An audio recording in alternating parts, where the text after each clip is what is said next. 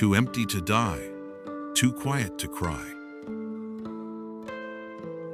Every morning just to know I'm still alive. I didn't wake up in a bed. I woke up on a cold, damp bench in a park near Venice Beach. No one called my name. No alarm clock, no voice shaking me from sleep.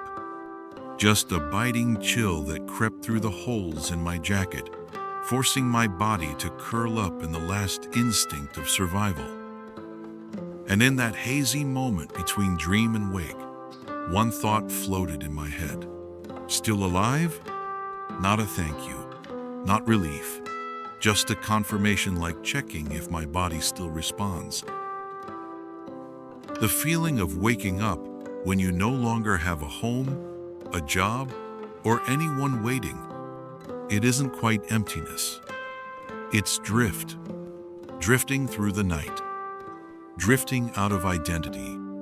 Drifting into a morning where nothing is waiting for you except the garbage truck and a few birds picking at crumbs.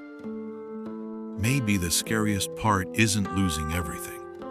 It's realizing that a new day no longer means hope. It's just proof that you didn't die in the night. Once, I woke up to find a little boy sitting a few meters away. He stared at me, didn't smile, didn't speak, just watched with the wary eyes of someone trying to decide whether I was human or not. I didn't blame him. If I were him, I'd be scared too. The scruffy beard, torn jacket, sandy feet, broken shoes with no laces, and beside me, a bottle of cheap liquor rolling in the dirt.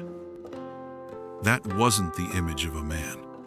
It was what's left when every label of man has been stripped away. No career, no title, no love, no family, no pride. Just a creature waking up the next morning to know he hasn't died yet. I used to dream. Dreams of freedom, of changing the world with my mind, of doing something that would make my father proud. But at some point, when you lose everything, you lose the ability to dream too. I didn't dream anymore. I just slept when I could, and woke up when I had to. Not because I was waiting for something good to happen, but because my body hadn't let go yet.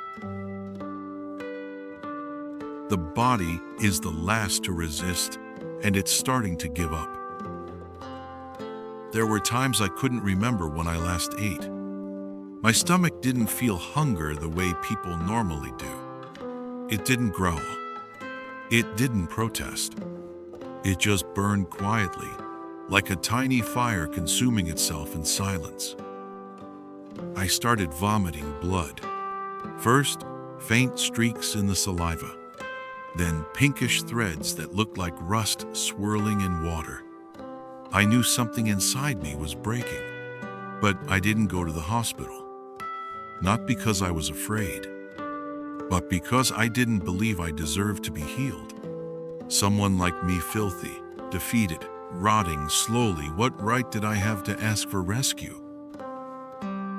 My back developed sores from sleeping too long on rough wooden benches.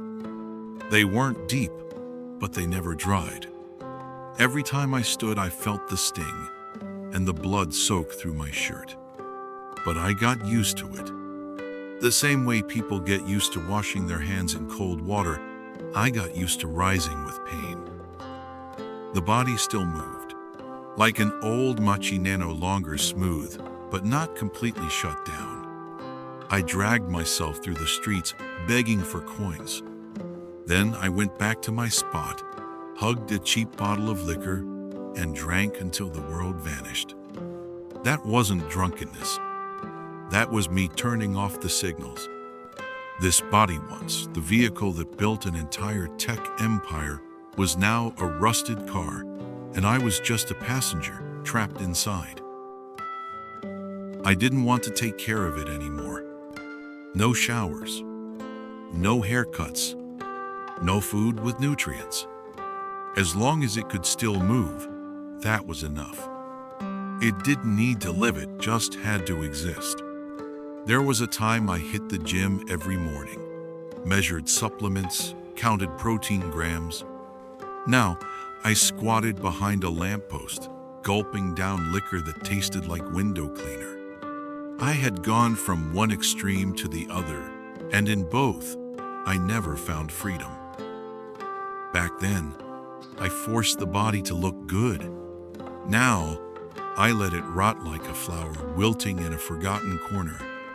No one admired it. No one touched it. No one needed it to be beautiful anymore. And I no longer saw a reason for it to be healthy for even one more day. When the body's warnings sound like distant echoes, I used to understand the language of my body. I knew when to rest, when to eat, when to move to stay strong.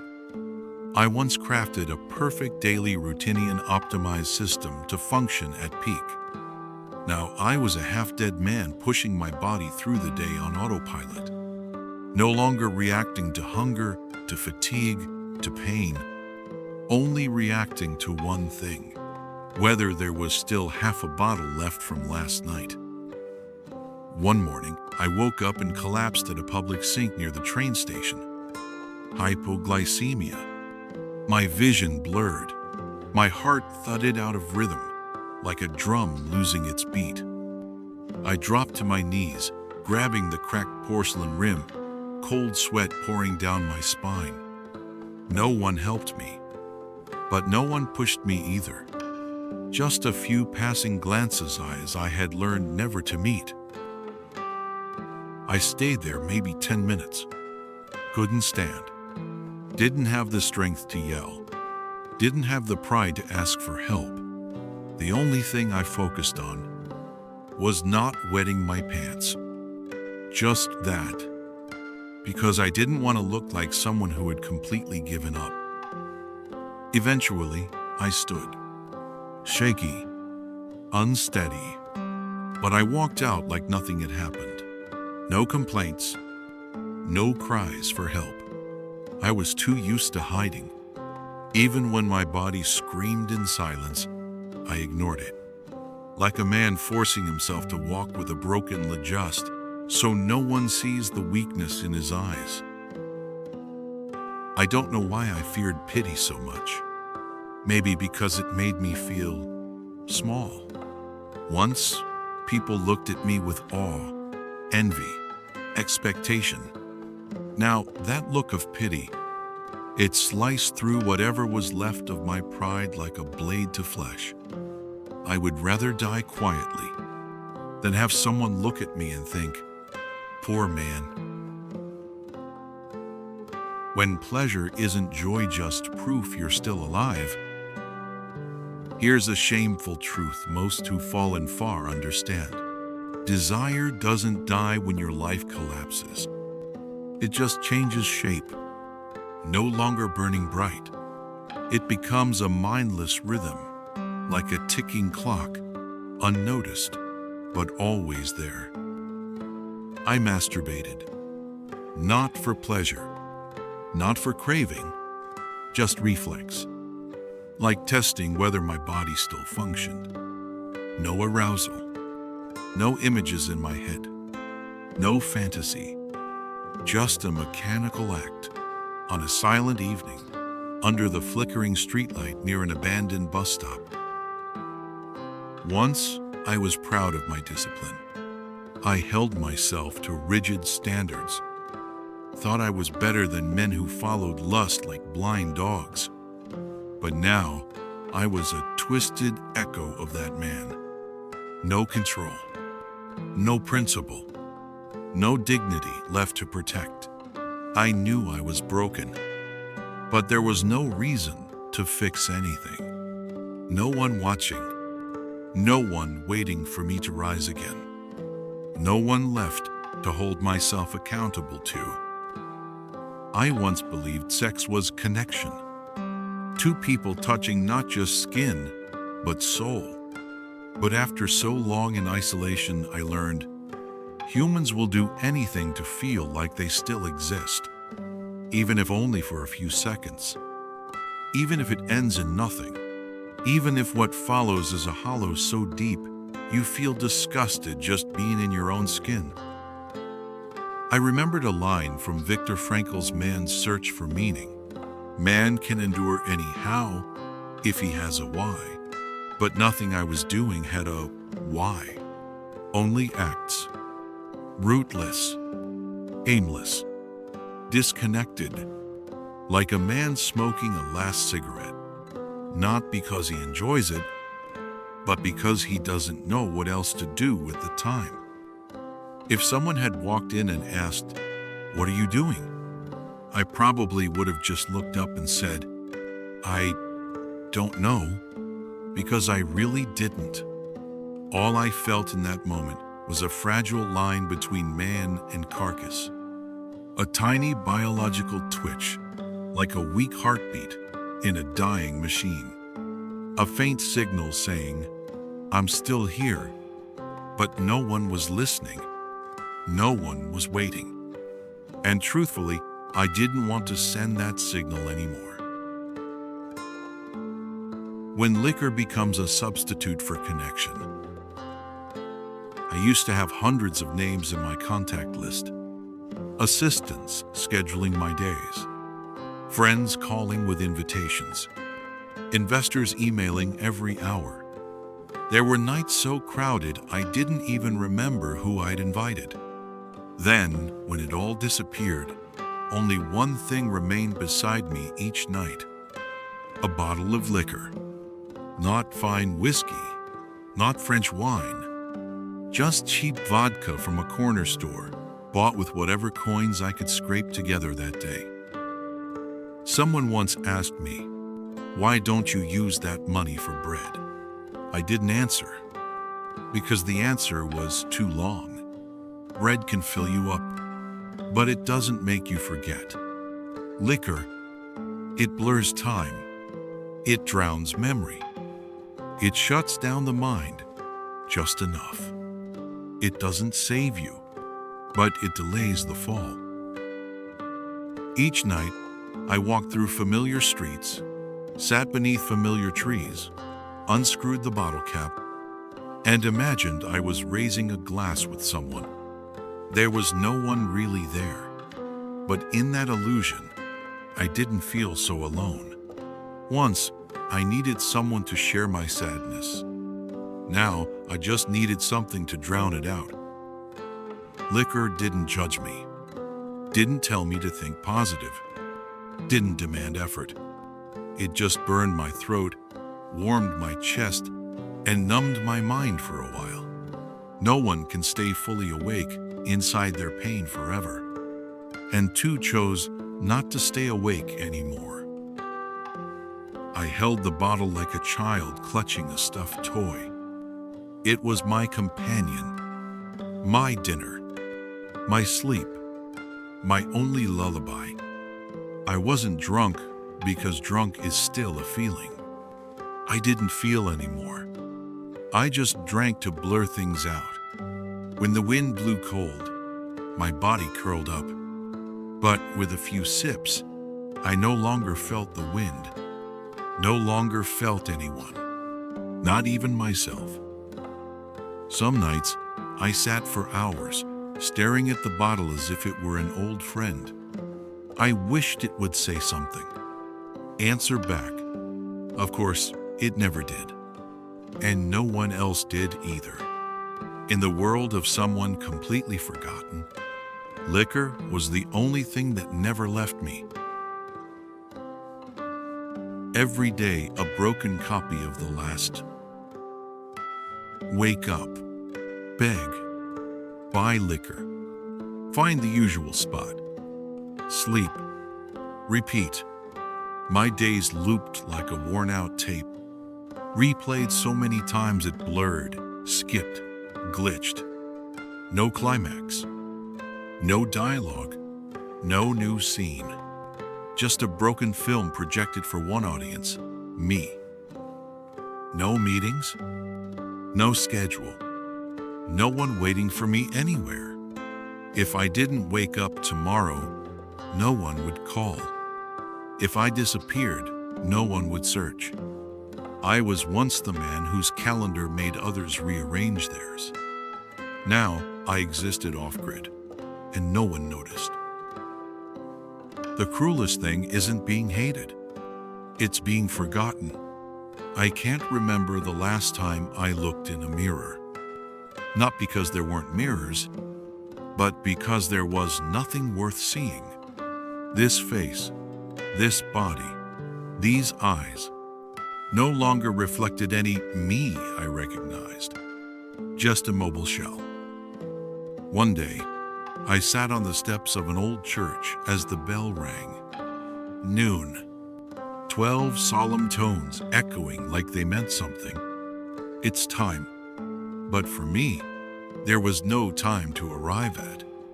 No lunch, no one on their way, no one remembering. When you live long enough in repetition, time blurs. I no longer knew what day it was. Couldn't recall if it rained yesterday. Couldn't say for sure whether the man I saw yesterday was real or just a recycled shadow from another day. I had no clear memories because there was nothing worth remembering and nothing left to hope for. I once believed memory was humanity's greatest treasure. Now I know the real horror isn't losing memory. It's living a life that offers nothing to remember. No day stood out. No feeling deep enough to carve a mark. Just endless repetition. Until even I wasn't sure I was still real. When you forget your name, nothing needs a name anymore. Once, someone handed me a bowl of soup at a free meal station. They asked, "What's your name?" just for the list. I hesitated, then said, "James." It was the first name that came to mind. No one checked. They just smiled, wrote it down, and handed me a spoon. I repeated that name to myself a few times, like trying on a coat. James, not bad. Didn't carry any history. I started using it whenever I needed to fill something out. Then one day, someone asked me directly, "Victor Dominic, is that you?" I looked at them, confused, because in that moment, I honestly didn't know. I used to think identity was permanent, like skin, like blood, like bone. But it turns out if left alone long enough, it fades. A name is only a name if someone calls it. If no one calls it, does it still exist? I avoided my real name, not because I was hiding, but because I didn't want to remember. That name carried a man who once stood tall, who dreamed big, who had a place in the world. Hearing it now didn't stir pride. It brought pain. Like an old scar, invisible, but aching every time someone brushes against it. So I stopped mentioning it. No titles, no roles, no history. Just a man drifting through the crowd. Nameless, directionless, hopeless. And when you no longer have a name to hold on to, you stop holding on to anything else. No need to remember who once loved you. No need to hope someone will come find you. No need to prove anything anymore.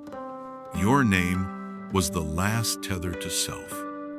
And when that too begins to fade, all that's left is the silence of a man slowly erasing himself, piece by piece.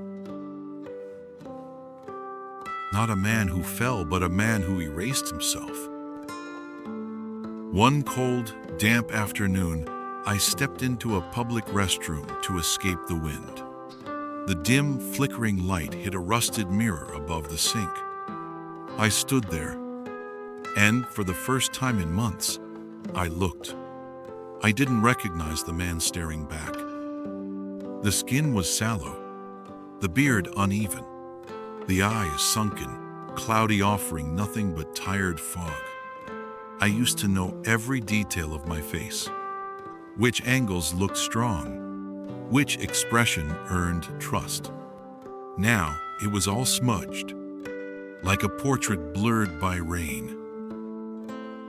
There hadn't been a single collapse, no loud fall, no dramatic tragedy, just slow erosion.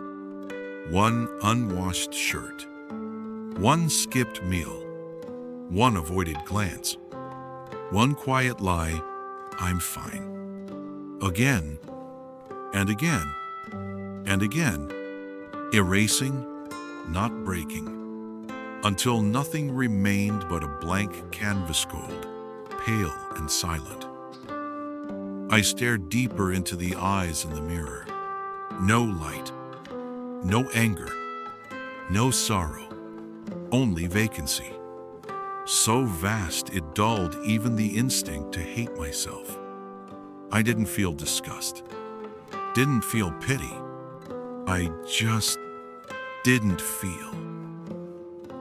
I once read an interview with Primo Levi, the Holocaust survivor. He said, "The true end isn't death. It's when a man looks in the mirror and no longer sees himself as human." In that moment, I understood. I wasn't the once successful man, wasn't even the failure. I was just a blurred gray outline. No name, no memory, no direction.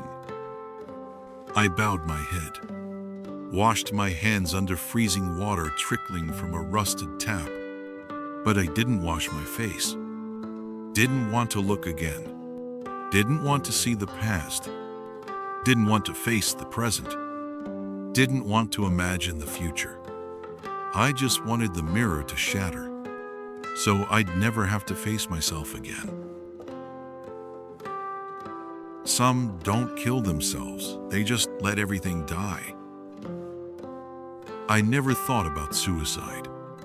No razor blades, no sleeping pills, no goodbye notes, no plans to jump off a bridge or bleed out in a bathtub. Not because I loved life, but because I didn't have the energy to do anything that decisive. I just let things unravel. My body weakened, my immunity faded, blood thinned in the tips of my fingers. I drank instead of eating, slept outdoors, without blankets, without shelter. If it rained, I got wet. If it froze, I shivered. No resistance, no protection, no avoidance. It wasn't survival, it was endurance. Like a dying oil lamp flickering, unattended. I stopped trying, stopped planning, stopped writing sentences that began with, "Tomorrow I will." What is tomorrow anyway? I didn't even know what day today was. One evening, just after the sun disappeared, I sat with my back against a brick wall behind an abandoned bus stop. No one passed by. No one called my name. Not a single stranger glanced in my direction. And yet, I didn't feel sad. It was like being a piece of paper blown into a crack in the street. No one picked it up. No one stepped on it. Just quietly forgotten. In that moment, I realized not everyone needs to die to disappear. Sometimes, all it takes is being unseen long enough. I used to think maybe dying would be a relief. Peaceful, unnoticed, unmourned, like a torn-out page from an old notebook no one read. But I didn't do anything to make that happen. Didn't chase death. Just waited. Until maybe it would come on its own, when I was tired enough, There were days I truly thought I wouldn't make it through the night. Then morning came, and I was still breathing. Not happy, not disappointed, just another day. I wasn't alive out of hope. I was just not gone yet. Like an old radio no one turns off, still clicking faintly, waiting for someone to either shut it down completely or accidentally turn the volume up. But no one ever came, and I stopped expecting anyone to. When all that's left crumbles into a blur. It was a day of steady rain. Not violent, not dramatic, just cold, relentless, like a song with no chorus and no end. I sat on the curb, fully exposed. Soaked, clothes clinging to skin, hair flattened against my face, water traced down my spine as if the sky was gently washing away what little was left of me. I didn't move, didn't seek shelter, just sat there. I tilted my head upward, staring at the gray sky. No anger, no questions, not even wishing it would stop, because I knew whatever was worth saving in me had already rotted. The rain was only finishing the job, washing off the final traces. No one walked by. No one offered an umbrella. Not even the voice inside me whispered, "Get up." I once believed I was strong, said things like, "No matter what, I'll stand." But when the rain lasted for hours and I still didn't move, I understood. Sometimes people don't fall because they're weak. They fall because there's no longer a reason to rise. I looked at my hands wrinkled, pale from the cold. Fingers that once danced over keyboards, wrote the lines of code that built systems, now curled like dying roots. I moved them, not to do anything, just to know they still moved. But still moving for what? I didn't know anymore. The clearest feeling I had wasn't pain. It was stillness. A stillness so deep that even if someone screamed in my ear, I wouldn't flinch. I sat there, letting the rain soak into my scalp, my clothes, my chest, like I was dissolving, like I was becoming part of the pavement beneath me. No longer a person sitting on a stone, but the stone itself, a blur, no edges, no name, no weight. No longer Victor Dominic, no longer an entrepreneur, no longer a failure, no longer the man who had been loved or betrayed or believed in. Just a presence, no demands, no regrets, no sighs, just a patch of cooled ash drifting through the rain, and no one remembering what it used to be. There are parts of my father's life that were never written down. No one was there. No light ever touched them. And he never wanted anyone to remember them. 1988 was one of those years. No breakthroughs. No lessons neatly wrapped. No conclusion. Just a man, slowly dissolving out of his own life. Slowly. Very slowly. In silence? To me, the haunting part isn't the fall. It's surviving. When you no longer know why you're alive. Thank you for listening to this story. I'm Lily Hope Dominic. Hello everyone, I'm Lily, the youngest daughter of Victor Dominic. My father shared these stories. Not to be remembered, but to remind us. Everyone deserves a new beginning, even the broken ones. Some names and places have been changed for privacy. But Free Your Soul is real. And it's the most precious legacy he left us. Today, I'm sharing it with you, hoping it reaches someone who needs a quiet, gentle whisper. Thank you for listening with your heart. I'll see you in the next stories.